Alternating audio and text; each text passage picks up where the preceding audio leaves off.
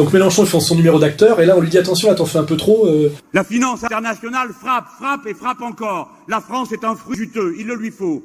La finance internationale a fait son cahier de brouillon en Grèce, elle est en train d'en faire un deuxième à Chypre. Si nous aidons à Chypre, c'est nous les suivants. Antisémite, tu vois, donc Mélenchon antisémite.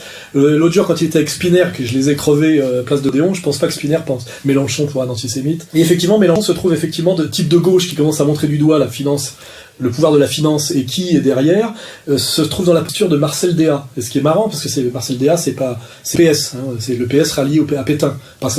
Il faut se rappeler, effectivement, comme le sait un peu Zemmour, il le dit parfois, parce que je vais lire, comment il s'appelle... Je vous recommande, parce que je le cite, le grand historien israélien Simon Epstein.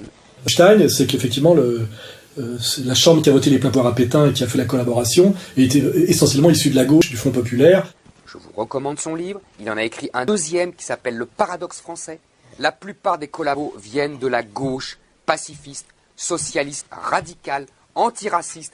Il note tous les discours qu'il faisait à la LICRA dans les années 20 contre l'antisémitisme, contre le racisme. Et tout cela sont passés à la collaboration. Il y a des listes dans le livre, des listes interminables, interminables. Laval était issu de la SFIO, D1 aussi, Doriot du PC, etc., etc. C'est pas l'extrême droite était encore plus anti-allemande qu'antisémite. Et voilà, c'est la collaboration essentiellement une histoire de gauche. D'ailleurs, toutes les collaborations au colonialisme, à l'impérialisme, aux guerres coloniales. Enfin, finalement, la gauche est collabo intrinsèquement. Hein. Voilà. Parce que la droite, elle peut pas être collabo, elle est ça. Voilà, donc la gauche, la droite, et la gauche collabore à la droite. Hein, voilà, donc la gauche est collabo intrinsèquement. Et Mélenchon se retrouve finalement, à force de guignolade, à faire du Marcel Déat. Moi, je n'ai pas peur des mots.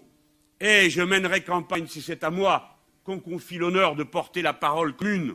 Avec ces mots, je les traiterai de pillards, de saccageurs, de parasites. Je dirais qu'ils ont pillé notre pays. C'est vrai que s'il va juste au bout de sa radicalité et de son opposition à la finance, il finira Marcel Déat. Donc il faut qu'il assume. Et là, historiquement, il est potentiellement Marcel Déat s'il va jusqu'au bout, s'il passe du guignol au sérieux.